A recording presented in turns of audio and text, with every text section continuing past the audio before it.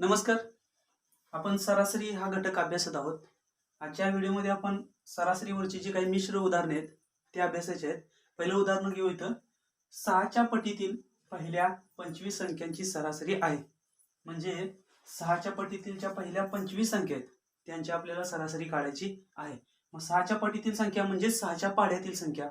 मग 6चा पाढा आपल्याला माहिती आहे, 6 एके 6, 6 दुणे 12. अशा पद्धतीनं आपल्याला त्या 25 संख्या घ्यायच्या आहेत. मग 6च्या पटीतील पहिल्या 25 सांगितलेल्या आहेत. मग पहिल्या 25 संख्या जर काढायच्या असतील तर पहिली संख्या आपल्याला काढता येईल. 6च्या पटीतील पहिली संख्या असणार आहे 6. त्यानंतर 6 दुणे 12, 6 एके 6, 6 दुणे 12, 6 त्रिक 18. अशा पद्धतीने एकूण संख्या किती आहेत? 25 आहेत. म्हणजे पहिली म्हणलं की 6 एके, दुसरी म्हणले की 6 दुणे, तिसरी म्हणले की 6 त्रिक, चौथी म्हणले की 6 चौक. अशा आपल्याला 25 संख्या काढायच्या आहेत. म्हणजे 6ला 25 न काय करायला पाहिजे? गुणाला पाहिजे. 25 क 150. म्हणजे जी 25वी संख्या असणार आहे ती 150 असणार आहे. 6च्या पटीतील पहिली संख्या घेतली आपण 6 एके 6 पहिली संख्या, आणि 25वी संख्या 25 क 150 म्हणजे 150. पहिली संख्या मिळाली, शेवटची संख्या मिळाली. आपण सरासरी काढतो. जेव्हा सरासरी काढत असतो ती सरासरी म्हणजेच काय असते? मधली संख्या असते. मग मधली संख्या काढण्यासाठी आपण काय करतो? पहिली संख्या अधिक शेवटची संख्या आणि त्याचं भागिले त्याला 2 करतो, म्हणजे त्याचं निम्म करतो. इथं पहिली संख्या 6 आहे, शेवटची संख्या 150, यांची बेरीज आणि या बेरजेची निमपट म्हणजे मधली संख्या. आणि मधली संख्या म्हणजेच काय असते? क्रमवार संख्यांची काय असते? सरासरी. मग त्या क्रमानं असतील किंवा अशा पटीमध्ये असतील तरी सुद्धा या पद्धतीने आपण सरासरी काढू शकतो. आता इथं पहिली संख्या होती 6, म्हणून सरासरी बरोबर पहिली संख्या होती 6 अधिक शेवटची संख्या म्हणजे 25वी संख्या 150 भागिले 2 म्हणजेच यांचं निम्म. 6 आणि 150 156, 156 भागिले 2, 2 7 14 आणि 2 8 16. म्हणजे 6च्या पटीतील पहिल्या ज्या 25 संख्या होत्या या पहिल्या 25 संख्यांची सरासरी असणार आहे 78. आता इथं काय केलं आपण? सरासरी काढण्यासाठी 6च्या पटीतील पहिली संख्या घेतली आणि 6च्या पटीतील शेवटची संख्या म्हणजेच 25वी संख्या घेतली 150, यांची बेरीज आणि बेरजेचं निम्म केलं. आणि बेरजेची निम्म म्हणजेच मधली संख्या असते, आणि मधली संख्या ही क्रमवार येणाऱ्या संख्यांची किंवा अशा पटीमधील ज्या संख्या असतात त्या पटीमधील संख्यांची काय असते? सरासरी असते.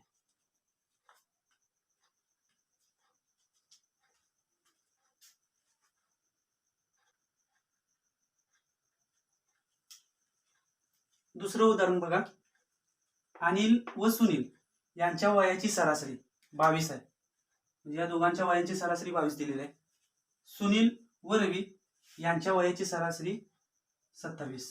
आता सुनील इथं पण होता, इथं पण आहे. सुनील आणि रवी यांच्या वयाची सरासरी दिलेली आहे 27. आणि अनिल व रवी म्हणजे इथं अनिल दुसऱ्यांदा आला, इथं एकदा अनिल होता, इथं पण आलेला आहे. आणि रवी इथं पण आहे आणि इथं पण आहे. अनिल आणि रवी यांच्या वयाची बेरीज इथे दिलेली आहे. इथे सरासरी दिलेली नाही तर बेरीज त्यांनी दिलेली आहे 50. तर सुनीलचे वय काढायचं आहे.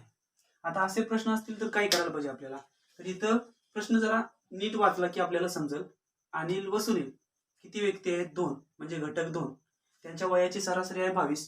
मग जर त्यांच्या वयाची सरासरी 22 असेल तर त्यांच्या वयाची बेरीज कळेल आपल्याला. म्हणजे अनिलचं वय आणि सुनीलचं वय यांच्या वयाची बेरीज आपल्याला तोंडी निघत.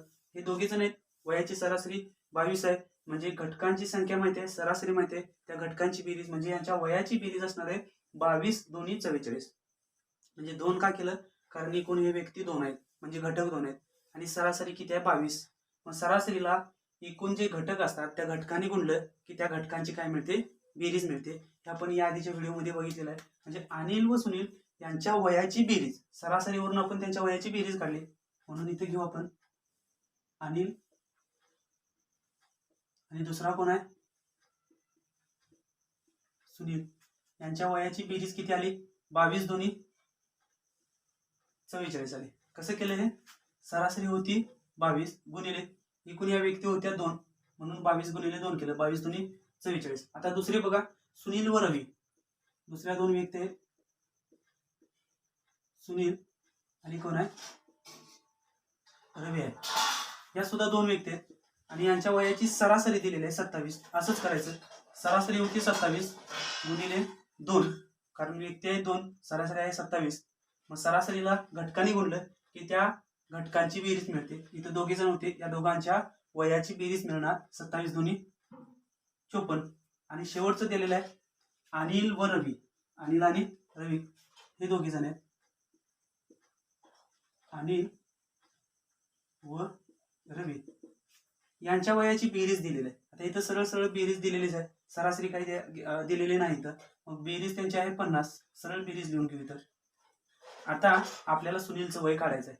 मग सुनीलचं वय काढण्या अगोदर इथं बघितल्यानंतर आपल्याला समजेल, इथं अनिल अनिल 2 वेळा, सुनील सुनील 2 वेळा आणि रवी रवी किती वेळा आलेला आहे? 2 वेळा. म्हणजे प्रत्येक जण जो आहे तो 2-2 वेळा आलेला आहे. या सगळ्यांची आपण बेरीज केली तर अनिलचं वय अधिक सुनीलचं वय अधिक रवी हे प्रत्येकी 2 वेळा आले, म्हणून याच्यामधून 2 कॉमन काढलं आणि अनिल सुनील आणि रवी यांची बेरीज केली.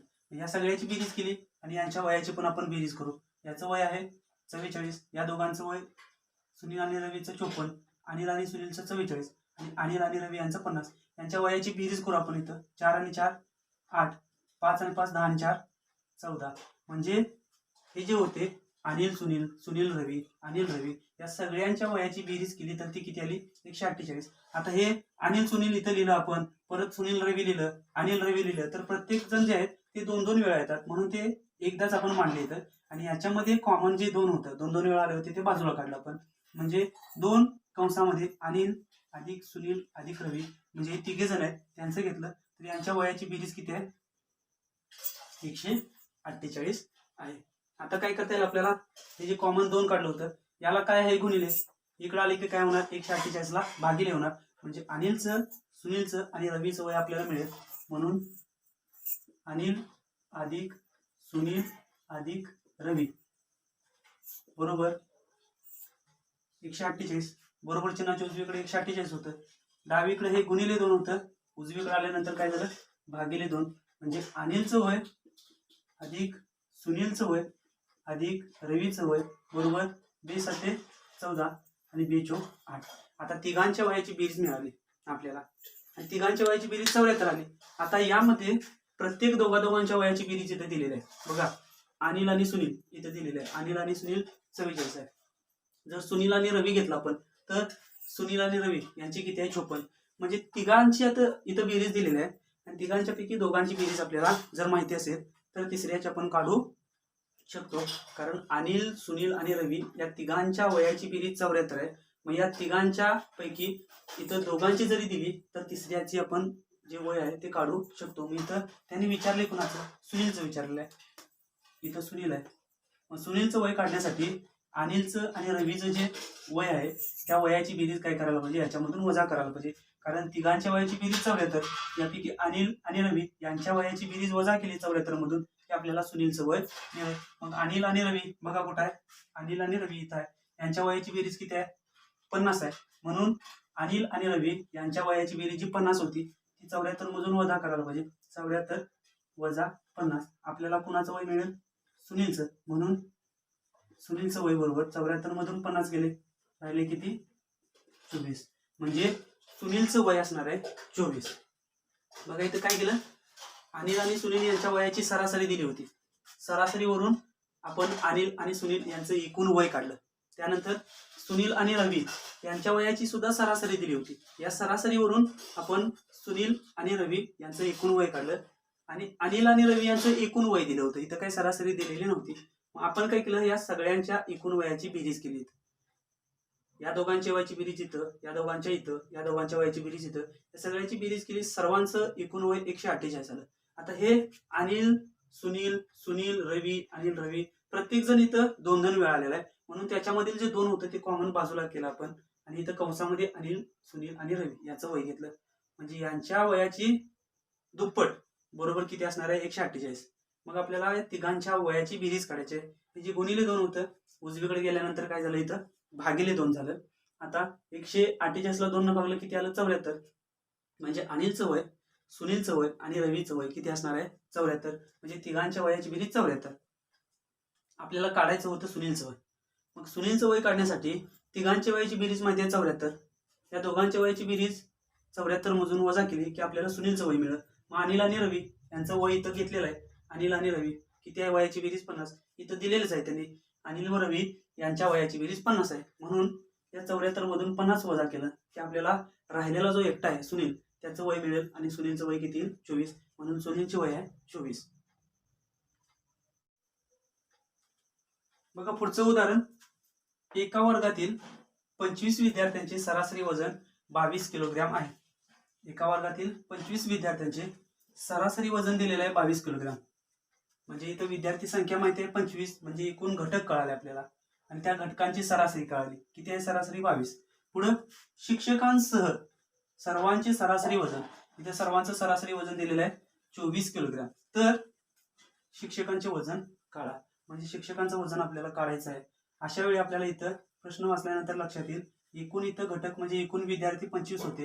या 25 जणांचं सरासरी वजन 22. म्हणजे सरासरी आणि एकूण घटक यांच्यावरून आपण हे जे 25 विद्यार्थी होते या 25 विद्यार्थ्यांच्या वजनाची बेरीज काढता येईल आपल्याला. म्हणजे 25 विद्यार्थ्यांचे एकूण वजन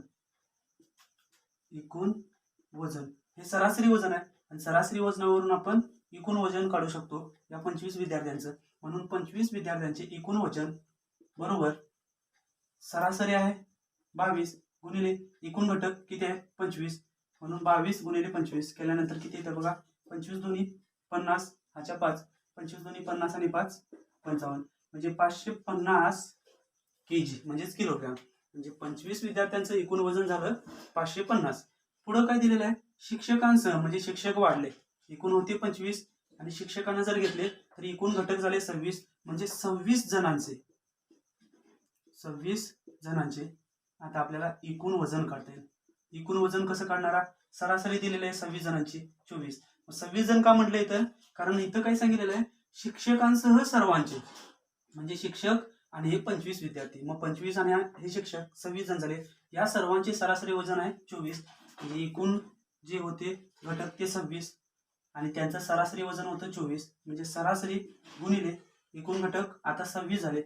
26 केल्यानंतर आपल्याला या 26 जणांचं एकूण वजन मिळेल. इथं 25 जणांचं एकूण वजन मिळालेलं आहे, इथं 26 जणांचं एकूण वजन मिळेल. आणि 26वा जो व्यक्ती आहे ते म्हणजे ते शिक्षक आहे. शिक्षकांचं वजन आपल्याला काढता येईल. सुरुवातीला या 26 जणांचं एकूण वजन काढू. 26 चौक 104 ह्याच्या 10, 26 दोन्ही 52, 52 आणि 10 62. म्हणजे 624 किलोग्रॅम. 25 विद्यार्थ्यांचे एकूण वजन होतं 550 किलोग्रॅम. 26 जणांचं एकूण वजन झालं 624.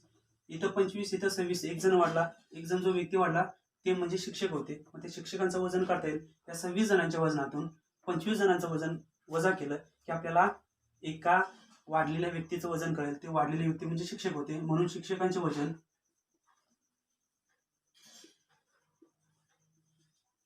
बरोबर 26 जणांचं होतं 624 वजा 25 जणांचं 550. वजाबाकी करा. 4 मधून 0 गेले 4 आणि इथं 12 मधून 5 गेले 7. म्हणजे 74 kg, 74 किलोग्राम. म्हणजे शिक्षकांचे वजन होते 74 किलोग्राम. काय केलं इथं, एकूण विद्यार्थी होते 25, त्यांचं सरासरी वजन दिलेलं 22. म्हणजे एकूण घटक माहिती होते, सरासरी माहिती होती, त्याच्यावरून आपण एकूण वजन काढलं. म्हणजे सरासरीला आपण एकूण घटकाने काय केलं, गुणलं. तेव्हा त्या 25 जणांचं एकूण वजन आलं 550. पुढं शिक्षकांसह सर्वांचे सरासरी वजन. अगोदर होते 25 आणि शिक्षकांना धरून किती जण झाले 26. या 26 जणांचं एकूण वजन काढलं. कशावरून, सरासरीवरून. सरासरी होती त्यांची 26 आणि एकूण जे घटक झाले, सरासरी त्यांची 24 होती आणि एकूण जे घटक झाले ते 26 झाले. मग 24 आणि 26 यांचा गुणाकार केला तेव्हा किती आला, 624. म्हणजे 26 जणांचं एकूण वजन झालं 624. इथं 25 जणांचं 550, 26 जणांचं 624. एक जण वाढला होता ते म्हणजे शिक्षक. त्या शिक्षकांचं वजन काढण्यासाठी या 26 जणांच्या वजनातून 25 जणांचं वजन काय केलं, वजा केलं. तेव्हा किती आलं, 74. म्हणजे शिक्षकांचे वजन होते 74 किलोग्रॅम.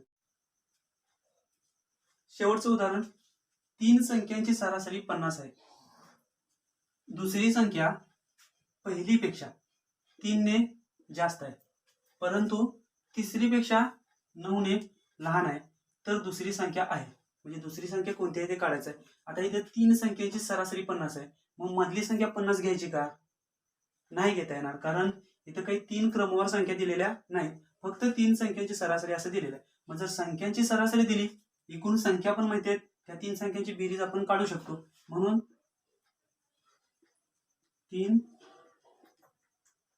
संख्यांची बेरीज, बेरीज बरोबर सरासरी गुणिले एकूण संख्या. सरासरी होती 50 गुणिले एकूण संख्या होत्या 3.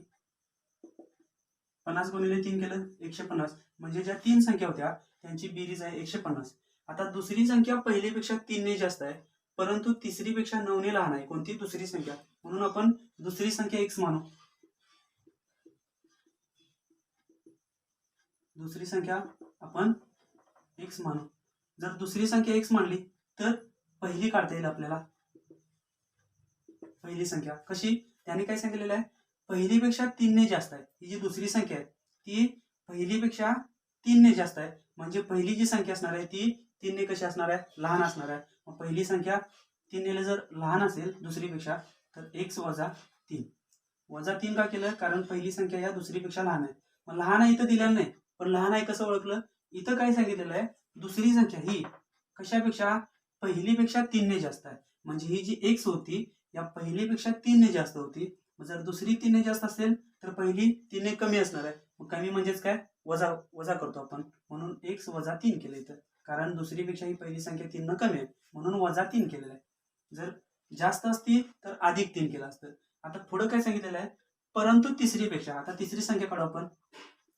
तिसरी संख्या, दुसरी संख्या पहिलीपेक्षा 3 ने जास्त, परंतु तिसरीपेक्षा म्हणजे ही दुसरी संख्या आहे तीच तिसरीपेक्षा 9 ने लहान आहे.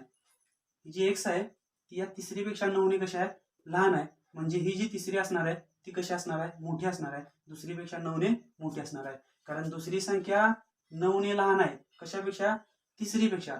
जर दुसरी संख्या तिसरीपेक्षा 9 ने लहान असेल तर ही जी तिसरी संख्या आहे ती दुसरीपेक्षा 9 ने कशी असणार आहे? मोठी असणार आहे. म्हणून तिसरी संख्या काढण्यासाठी याच्यामध्ये 9 काय करायला पाहिजे? मिळवायला पाहिजे, कारण तिसरी संख्या मोठी आहे. म्हणून दुसरी संख्या होती x अधिक त्याच्यामध्ये 9 केलं. अधिक 9 का केलं? कारण तिसरी संख्या मोठी आहे. इथं दिलं होतं दुसरी जी संख्या आहे ती तिसरीपेक्षा 9 ने लहान आहे. ही दुसरी संख्या याच्यापेक्षा लहान होती, म्हणजे ही जी संख्या असणार आहे ही याच्यापेक्षा कशी असणार आहे? मोठी. म्हणून याच्यामध्ये काय केलं? अधिक 9 केलेलं आहे. आता तिन्हीच्या तिन्ही संख्या मिळाल्या आणि त्यांची बेरीज पण माहिती आहे. म्हणून इथं काय करू? या 3 संख्या आपण मांडू. या 3 संख्यांची बेरीज करू. पहिली संख्या दुसरी संख्या होती x अधिक पहिली संख्या आहे x वजा 3 अधिक तिसरी संख्या आहे x अधिक 9. x अधिक 9 या तिन्हींची आपण बेरीज करायला लागलोय, कारण इथं 3 संख्यांची बेरीज आपण काढलेली आहे 150. म्हणून या 3 संख्यांची बेरीज बरोबर 150. आता चलपदे एकत्र घ्या.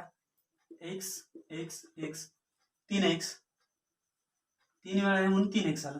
आता इथं संख्या बघा, वजा 3 आहे आणि अधिक 9 आहे. चिन्ह वेगवेगळे आहेत, यांची आपण वजाबाकी करणार. चिन्ह वेगवेगळे असतील तर 9 मधून 3 गेले, राहिले 6. मोठी संख्या 9 त्याचं चिन्ह अधिक आहे म्हणून इथं अधिक 6 बरोबर 150. आता हे जे अधिक 6 आहे उजवीकडे गेल्यानंतर वजा 6 होणार. म्हणून 3x बरोबर 150 वजा 6 म्हणजेच किती? 144. म्हणून 3x बरोबर 144 आलं. तर x ची किंमत आपल्याला काढता येईल. x बरोबर हे जे गुणिले 3 होतं इकडे आल्यानंतर भागिले 3. 144 भागिले 3 केलं तर 3 चौक 12 3 8 24 48. म्हणजे x ची किंमत मिळाली आपल्याला 48. आणि x म्हणजे आपण काय मानलेलं आहे? दुसरी संख्या. आणि त्याने विचारलं काय? दुसरी संख्या आहे, म्हणजे दुसरी संख्या कोणती ते विचारलं होतं. इथं दुसरी संख्या x होती आणि x बरोबर किती आलेलं आहे? 48. म्हणून दुसरी संख्या असणार आहे 48. या ठिकाणी सरासरीवरची ही जी उदाहरणे आहेत ही संपलेली आहेत. पुढची काही जी उदाहरणे आहेत ते आपण पुढच्या व्हिडिओमध्ये बघू. धन्यवाद.